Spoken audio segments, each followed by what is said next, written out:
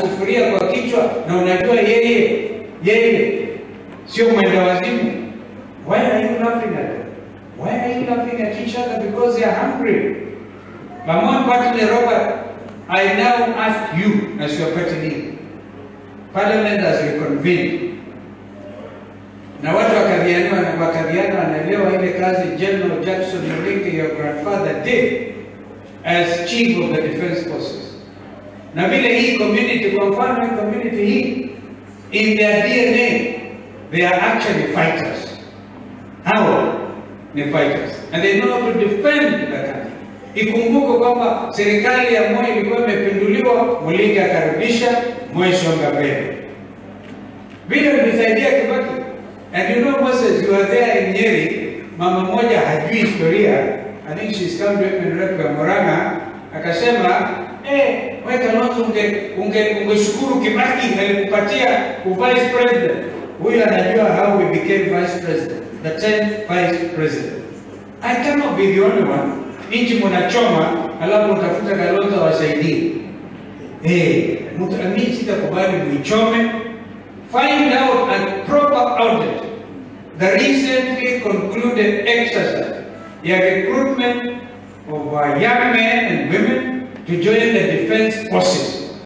Vile umetueleza hapa, watatu kutoka this county, this constituency, get a correct audit. And utapata shida ya nchi ya Burundi na Rwanda. And umekuambia Rwanda na Burundi. Hoba ya mele ile kaone kwelewa. Angalau metoa Tutsi. Asilimia yao katika nchi hiyo ni 15%. 85% ni Hutu. Na 85% inakaliwa kimajeshi na 15%. This is why one time President wa Burundi akauawa, ambaye alikuwa deputy yake akauawa, aliyekuwa anamfuata speaker was the third in line akauawa, hata deputy speaker, because they were Hutu. Na kwa sababu walikuwa wameshinda kura vile mnaanza ikiwa ni mambo ya majority, walikuwa wameshinda. They fought the thing, but they were insensitive to the heart, to the feelings of the people of their country. The same story, Rwanda. Kumbuka genocide ya 1994, nilikuwa waziri wa mambo ya nje, vile Umoja wa Mataifa wenyewe messed up the people of Rwanda, and people died.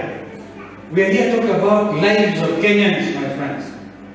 You cannot deny people their right. Walisema wale walitoka NYS, wale wameenda vijana NYS, waende wajitokeze pale Mbakasi, wafanyie foleni, and over 10,000 Kenyans went there.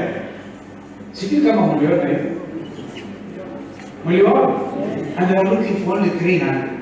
Uende ikawa hata hiyo 300 haikupatikana hapo, wanaenda mtu anapatiwa vile wanapeana mafomu ya walimu. Wanapeana recruitment ya walimu, which is the work of Teachers Service Commission. Waziri Machogo mwenyewe anaenda kwa soko kwa mazishi. Kuna mtu kwenda kuandika bomu neno. Na huku Kaviani kuna walimu wamehitimu na wazazi wao wanalipa ushuru.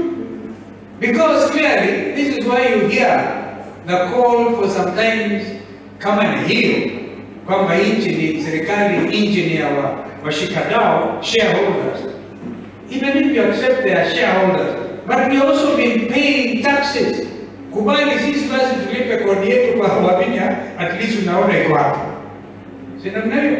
Kuliko kulipa Nairobi, na hiyo badala kusaidia vijana wetu wapate kazi, inapatia. Also as a thank you, because you are making effort at least to come up with this industrial park. But I hope you have gone through that project. Remember, we used to have district focus for rural development. We used to have Kenya industrial estates wakati ule. Industrial estates. Na ikamalizika hivi. I hope you're going to succeed and you're thinking through it. And I really congratulate you for your non-partisan approach.